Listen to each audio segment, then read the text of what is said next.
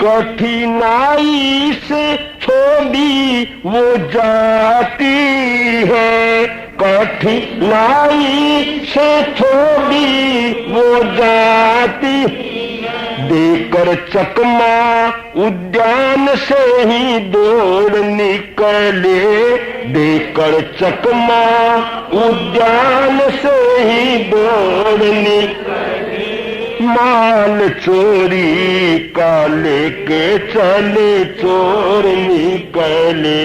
कृष्ण तुम तो बड़े ही कमजोर निकले, माल चोरी का लेके चले चोर निकले। तुमने बचपन में मक्खन चुराया था, तुमने बचपन दही ऊपर का छिप कर के खाया था, दही ऊपर बनकर निप भी ठगों के सारे मोड़ निकले, बनके निप भी ठगों के सारे मोड़ निकले, माल चोरी का लेके चले चोर निकले। कृष्ण तुम तो बड़े ही कमजोर निकले, माल चोरी का लेके चले चोर निकले। नारद मुनि ने कहा, वाह वाह कृष्ण तुम तो बड़े ही कमजोर निकले, माल चोरी का लेके चले चोर निकले। अरे चोरी का माल लेकर के इतने कमजोर हो क्या तुम? पर नहीं, जो आदत पड़ जाती है ना वो छूटती नहीं। चोरी करने की यहाँ पर ही है ना आपकी। जब जो थे ग्वाल बाल के रूप में वहां उसके नंद के वहां तुमने क्या किया था? मक्खन चुरा करके खाया था, चुरा के मक्खन खाया थे, दिखाते माँ मेरा मुंह देख ले, मैंने कुछ नहीं खाया अभी तक। ऐसी लीलाएं आती है बड़ी बड़ी। दही की मटकियां ऊपर की ऊपर उतार लेते थे, तो वो ढंग आपका इतने बड़े द्वारकाधीश बन गए, पर ढंग है वो वही का वही है, गया नहीं है। बाहर से बाहर उद्यान से ही चोरी का माल लेकर के आप जा रहे हो। हरि सुनकर हंसने लगे, हरि सुनकर सविनय किया प्रणाम, वाह वाह सविनय किया प्रणाम। दोषी हम कैसे बने, दोषी हम कैसे बने, है ऋषि के ही काम, है ऋषि के ही काम। आप सुन करके हंसने लगे, प्रणाम किया, बोला वाह महाराज वाह। ऋषि जी, नागमुनि जी, सारे काम तो है आपके और दोष लगाते हो हमारे ऊपर। आपका तो काम यही है ना, है सारी करतूत आपकी, है सारी करतूत आपकी। हम पर दोष लगाते हैं, हाँ हम पर दोष लगाते हैं। इधर लगा कर आग उधर से स्वयं नीर मंगवाते हैं, इधर लगा कर आग उधर से स्वयं नीर मंगवाते। कहाँ चोर बन कर ले जाते, कहाँ चोर बन कर ले जाते, अभी स्वबल दिखलाते हैं, हाँ अभी स्वबल दिखलाते हैं। ऐसे कहकर पांच जन्य को लेकर कृष्ण बजाते हैं, ऐसे कहकर पांच जन्य को लेकर कृष्ण बजाते। मनमानी करने वाले, मनमानी अभिमानी, अभिमानी औरों के हक हरने वाले की खाते हैं औरों के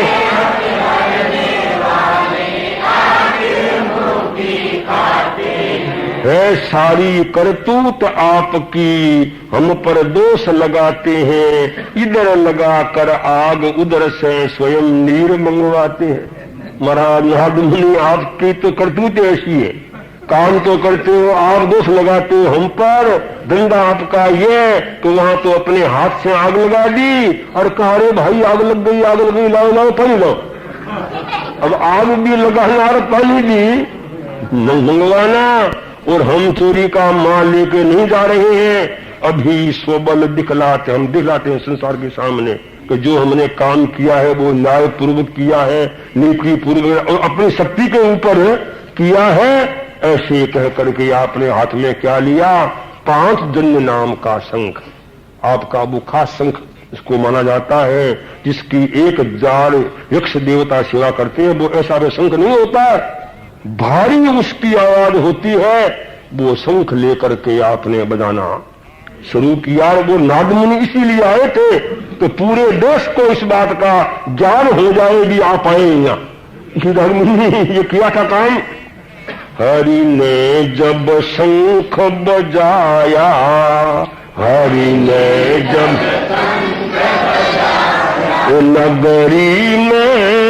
नगरी में भारी मचा तहलका, सबका दिल दहलाया। हरि ने जब शंख बजाया, हरि ने जब शंख सारे जन विभ्रांत बने हैं, सारे जन विभ्रांत बने हैं। है कोई दैविक माया, है कोई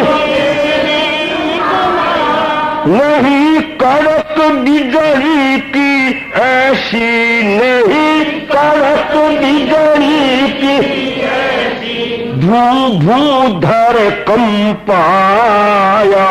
हरि ने जब शंख बजाया, हरि ने जब शंख बजाया। नगरी में भारी मचा तहलका, सबका दिल दहलाया।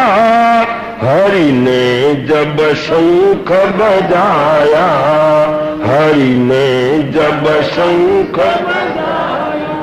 आपने लेकर के 5 जन्य शंख को पूरना शुरू किया और उसकी आवाज उठी मानो कोई जबरदस्त आवाज।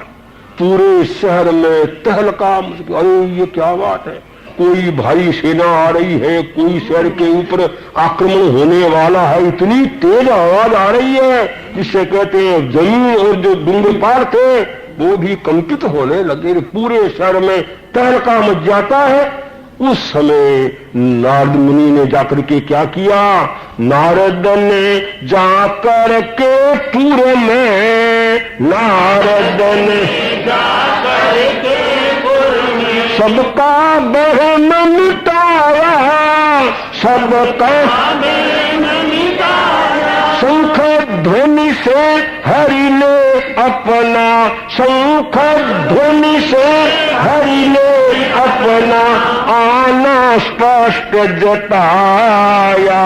हरि ने अब शंख बजाया, हरि ने जब शंख बजाया।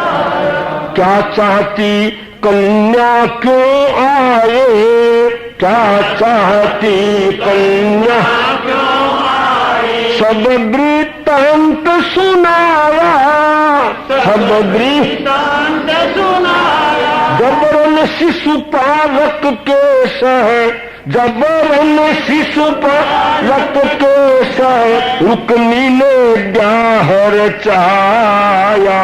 हरि ने जब शंख बजाया, हरि ने जब शंख बजाया। अब नारद मुनि शहर में घूमे। लोगों ने कहा महाराज ये शंख की आवाज आ रही है, क्या उपद्रव होने वाला है, क्या बात है?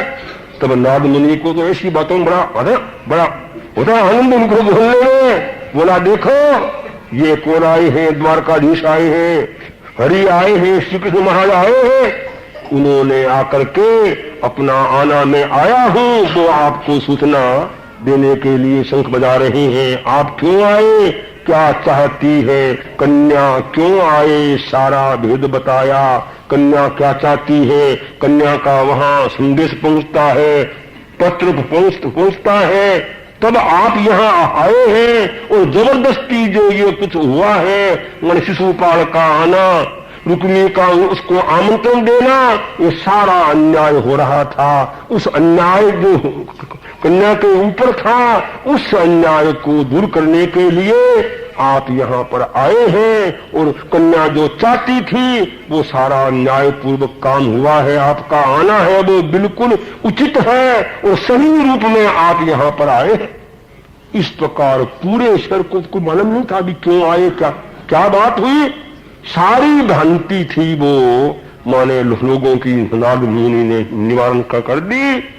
जब लोगों ने इधर ये सुना कि शिशुपाल सेना लेकर के वहां संग्राम करने के लिए जा रहा, उस समय में शहर के अच्छे अच्छे जो आदमी थे, बड़े चिंतनशील थे, प्रमुख थे, वो सारे शिशुपाल के सामने आए।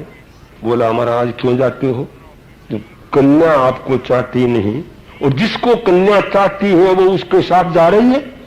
अब आपको वहां जाने की कोई आवश्यकता नहीं है और फिजूल का संग्राम क्यों किया जाए, क्यों खून की नदियां बहाई जाए, इसमें फायदा ही क्या है। लेकिन वो शिशुपाल कहां बताओ मानने वाला था। मानी ने माना किंतु दुर्वाक्य जीव पर लाया, लेकर अमित सैन्य बल करने समर सिद्ध चढ़ाया। पर महाअहंकारी माने, उसने कहा कि तुमको ये पंचायत का भार किसने सौंपा, क्यों आए यहाँ, मेरी मांग है, मेरी टीका आया है तो मेरे सामने आया है, मैं मेरी मांग को छोड़ नहीं सकता। ऐसा उल्टा बोला कि मैं किसी की बात सुनने वाला नहीं हूं। अच्छा महाराज फिर तो आपकी इच्छा है, वरना आपको जाना तो नहीं चाहिए। लोगों ने बहुत समझाया लेकिन शिशुपाल बिल्कुल उसने नहीं सुना और वो बड़ी सेना लेकर के संग्राम करने के लिए आ रहा है। अब वो बड़ी सेना जब सामने आई तो अमित सैन्य बल देख रुक्मिणी, अमित सैन्य बल देख कुछ मन में चिंता लाई, हाँ कुछ मन में टिड्डी दल सा है, दल सम्मुख है इस तरफ उभय भाई। टिड्डी दल सा दल है सम्मुख है इस तरफ उभय भाई। मुझ अभागिनी के खातिर, मुझ अभागिनी घटनान अतर्कित घट जाए, घटनान अतर्कित मेरी रक्षा करती अपनी रक्षा अगर न कर पाए, मेरी रक्षा करती अपनी रक्षा अगर न कर पाए। मन मानी करने, मन मानी कर अभिमानी,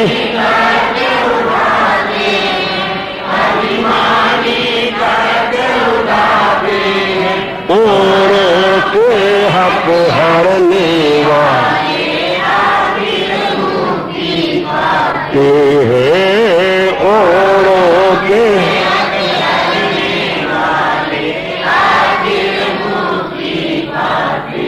अमित सैन्य बल देख रुक्मिणी कुछ मन में चिंता लाई।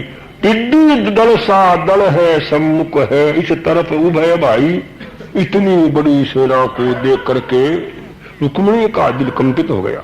अरे ये तो दो भाई है सिर्फ, इतनी बड़ी सेना सामने, कहीं मेरे लिए मुझ अभागिनी के खातिर घटनान अतर्कित घट जाए, कहीं कोई अतर्कित बिना सोची घटना कहीं घटित न हो जाए। एकदम रुक्मिणी का मुंह उदास हो गया। आपने रुक्मिणी का मुंह देखा, कहा बोलो क्या बात है, इतनी मायूसी क्यों, उदासी किस बात की आ गई? महाराज आप तो दो हैं, इतनी बड़ी सेना क्या होगा? आपने सुनकर के कहा रुक्मिणी तुम भी क्या सोचती है? रात का अंधारा, अमावस्या का अंधेरा भयंकर पूरे संसार में छाया हुआ है। क्या कभी सूर्य सोचता है क्या कि मैं तो अकेला हूं, इतना इतना भारी अंधेरा है, क्या होगा? सूर्य के ऊपर आते ही अंधेरे का ठिकाना लगता नहीं है।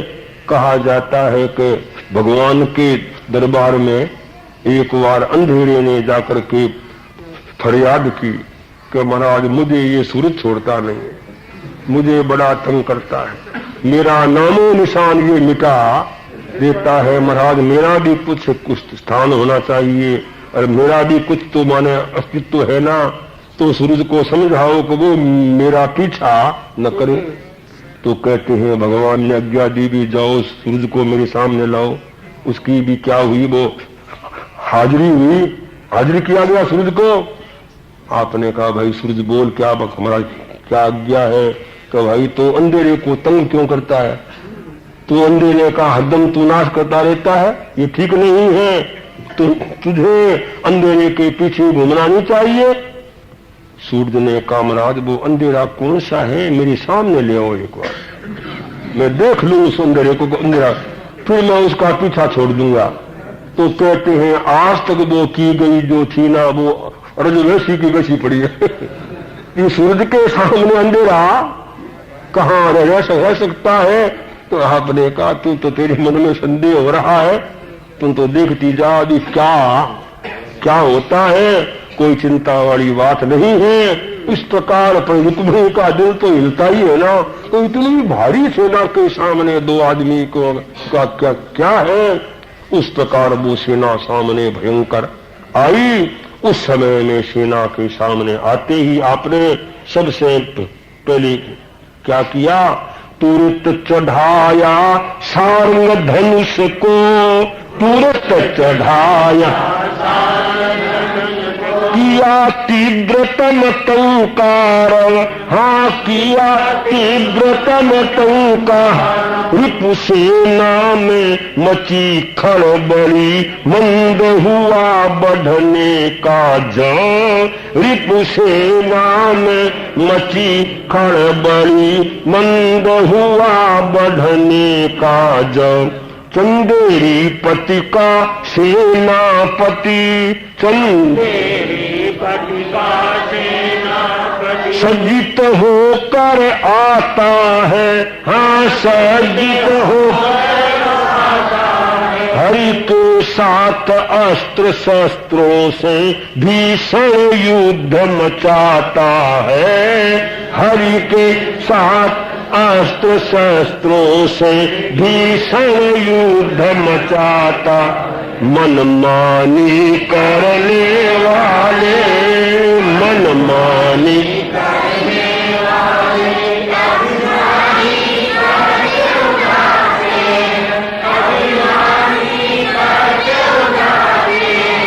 औरों के हक हरने वाले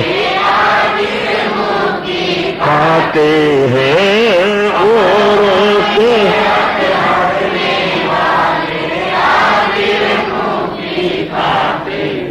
तुरंत चढ़ाया सारंग धनुष को, किया तीव्रतम टंकारव। रिपु सेना में मची खलबली, मंद हुआ बढ़ने का जब। आपने सिर्फ सारंग नाम का जो धनुष होता है आपका, उस धनुष को चढ़ाया और उसका पुंख होकर उसकी जो आवाज करी, धनुष की आवाज भी इतनी भीषणतम थी, सारी शिशुपाल की सेना कंपित हो गई। उसका टंकार सुनते ही वो कंपित हो गई। जो सेना आगे बढ़ती आ रही थी वहीं ठहर जाती है। शिशुपाल का सेनापति वो सबसे आगे हुआ और बड़ा भारी सैन्य बल लेकर के और अस्त्र शस्त्रों से संग्राम करने के लिए सामने आया है। अब देखो कैसा संग्राम चलता है, क्योंकि जो कुछ मैंने कल कहा था ना, वो आपको वर्णन सुनाना है, इसलिए आज ये इतना रखेंगे और वर्णन तो कल से आगे चलेगा। आज वो जो कुछ बात सुनानी है आप लोगों को वो सुनाता हूं। तो संतों ने आपसे कहा था कि सत्संगति का बड़ा असर होता है और सत्संगति से ऐसे ऐसे पापी खूंखार जो व्यक्ति होते हैं उनका भी उद्धार, उनका भी कल्याण।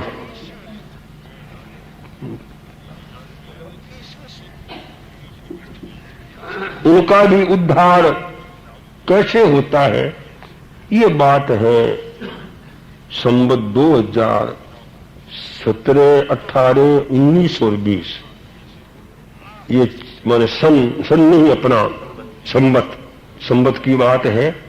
ये 4 चातुर्मास हमारे बंबई हुए थे, माने 4 एक साथ ही 4 चौमासी वहां हुए थे। ये बंबई बड़ा भारी शहर है और बहुत वहां हिस्से हैं, तो उनमें चौमासा हमारा हुआ था।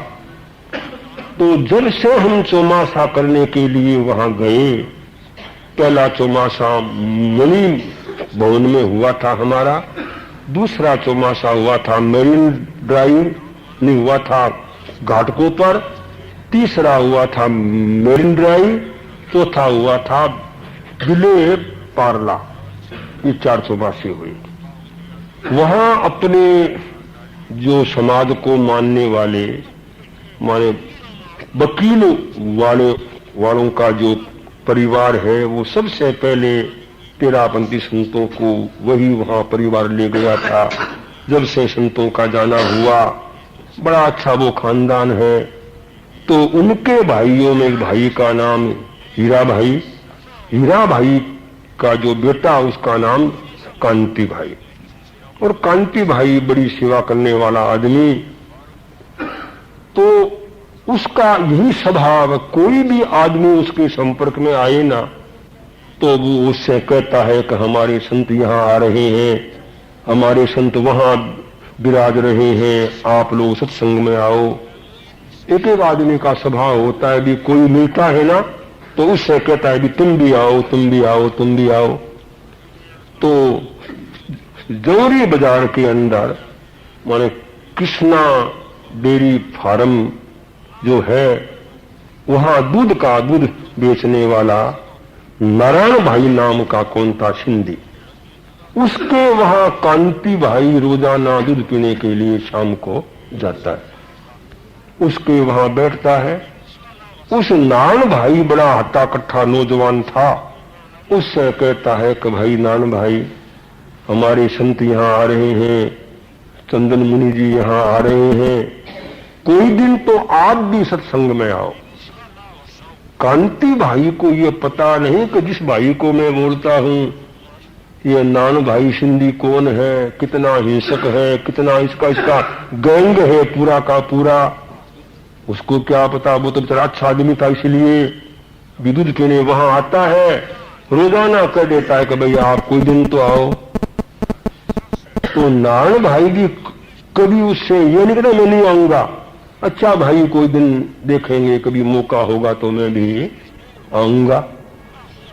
पर नारायण भाई को उस कांति भाई का कहना अच्छा नहीं लगता कि ये मेरे पीछे क्यों लग गया, रोजाना आएगा, खा दूध पिएगा। नारायण भाई आज हमारे संत वहां है, आज हमारे संत मटुंगा है, आज हमारे संत वहां बरली है, वो रोजाना नए नाम महीने के दिन में हमारा जो चेंज होता है, जो वो बोले दादा बोला ये ऐसे कौन संत होते, संतों का तो एक धाम होता है, वो तो एक गांव में एक स्थान पर बैठते, रोजाना घूमते, आज वहां वहां, आज वहां। उसको वो बात अच्छी तो लगती नहीं, पर वो नाम वो नहीं कहता, और वो उसको रोजाना 2-4 दिन के बाद में कहीं नहीं देता, आज चलो सत्संग में चलो। ऐसे करते करते 2 साल बीत गए, ने तो वो नान भाई हमारे पास आया और ने कांति भाई ने उसको समझाना छोड़ा, वो भी उसे कहे गया और वो हाँ किए गया। ऐसे करते करते तीसरे साल कोई भाई ने बम्बई देखी हुई होगी, जो माने काला घोड़ा है ना, उस काले घोड़े के पास में लौका गच्छ का है उपाश्रय, वहां हमारा आना हुआ। तीसरे चौमासे के समय समझो आना हुआ। तो उस दिन कांति भाई ने कहा, नान भाई अब तो संत तुम्हारे बिल्कुल पास में आ गए, जौहरी बाजार के पास में ही वो जगह पड़ती है, और हम पैदल जाएं तो ही 15 मिनट में वहां पहुंच जाएंगे, इतने नजीक संत आ रहे हैं। आज तो तू मेरे कहने से जुल संतों के पास चल। उस दिन नान भाई को ये लगा कि ये तो आफत मेरे पीछे लग गई, ये मेरा पिंडा छोड़ता ही नहीं, बस आज इनका काम है वो तमाम कर देना है। आज इस कांति भाई को, इसके संत को, दोनों को मैं कर दूंगा समाप्त। ये देखकर समझता नहीं कि मैं कौन हूं। वो नान भाई सिंधी, जब से वो सिंध में था ना, तब से लेकर कर ये इंडिया में आया, इतना क्रूर मांसाहारी कि 2 किलो कच्चा मांस, कोरा मांस, जैसे कहते हैं ना सिंह बाग खाते हैं, ऐसे वो इस प्रकार से मांस का खाने वाला, खून की शीशियां पीने वाला, दाल रोटी का स्वाद उसको याद ही नहीं। दोनों टाइम में क्या खाना है? मांस मट्टी खाना। वो हड्डियों को जैसे आप लोग खाते हो ना सुपारी, ऐसी हड्डियों को चूसना, इतना भयंकर। और कई हत्याएं उसने जीवन में कर डाली, और पूरा उसका वो गैंग था, समूह था, वो इस प्रकार का धंधा भी करता, ऐसे वो दूध की दुकान में बैठता, लोगों को पता नहीं कि ये कौन है। तो कांति भाई को पता नहीं कि मैं किस आदमी को संतों के पास ले जा रहा हूं। उसने कहा, अच्छा कांति भाई आज शाम को आ जाना आप, और 8:30 बजे के बाद में मैं आपके साथ में संतों के पास में चलूं। कांति भाई को क्या पता अभी क्यों चलता है, वो तो अपना वो कांति भाई टाइम पर आ गया, मैं तो तैयार बैठा हूं। वो वहां हाजिर हो गया, उसने अपना कपड़े सब पहने, इतना बड़ा वो छुरा होता है ना, रामपुरी को छुरा बोलते हैं, वो उस छुरे को लेकर के अपने अंदर गए, डाल लिया। कांति भाई को बहन क्यों पड़ेगा, कभी सिंधियों में बहुत से आदमी अपना पास में छुरा रखते हैं, कोई खास भी उसने नहीं किया, ये होगा इसके पास, वो उसको क्यों बहन पड़ता। वो अपना छुरा लेकर के दोनों वहां से रवाना हुए, और जिस उपाश्रय में हम थे, उसने ये भी सुना था कि जैन मुनि जहां होते हैं वहां अंधेरा होता है, रोशनी वहां बिल्कुल ही होती नहीं है। तो ठीक है, मेरे को काम करने का मौका भी अच्छा मिल जाएगा, अंधेरे में ही बस जाते जाते ही काम कर दूंगा। सारी वो अपना स्कीम सोच करके ही वहां से रवाना हुआ था। अब वो वहां जब वो उपाश्रय के पास आया, थोड़ा सा उपाश्रय के ऊपर की मंजिल में हम थे, तो वो देखा तो 5-7 जूतियों के जोड़े सामने खुले हुए थे। तो देखा भी कुछ आदमी तो अंदर बैठे, 5-4 भाई बैठे सामायिक कर रहे थे वहां के। और मैं अपना प्रतिक्रमण के बाद जो अपना जाप करता हूँ रोजाना, मेरा नित्य नियम का हिसाब है, उस हिसाब से मेरे था मौन, मैं अपना जप में बैठा हुआ था। तो जो ही वो नान भाई उस मैं दादरे से होकर के ऊपर आया और वो ऊपर चढ़ने लगा, उस वक्त से ही उसके मन में कुछ ऐसा कुछ आभास हुआ कि मैं कहा कुछ उसको एक तरह का हृदय के ऊपर ही कुछ कोई ऐसी स्थिति बनती है कि कोई ऐसी जगह में मैं ऐसे अंगों में परमाणुओं में आ रहा हूं कि कोई मुझे कुछ अद्भुतता कुछ नवीनता मालूम पड़ रही है। आया तो था इतनी पूर्ण भावना लेकर के, कांति भाई को तो कोई ब्रेन ही नहीं था कि मेरे था मौन, थोड़ा अंधेरा था, रोशनी ज्यादा नहीं थी, फिर भी बॉम्बे शहर में अंधेरा कहां रहता है, बाहर की रोशनी भी बहुत हो जाती है अंदर में, और कुछ उस मकान में भी कुछ रोशनी थी। वो दोनों आए चुपचाप मेरे सामने बैठे मेरे सामने। जब मेरा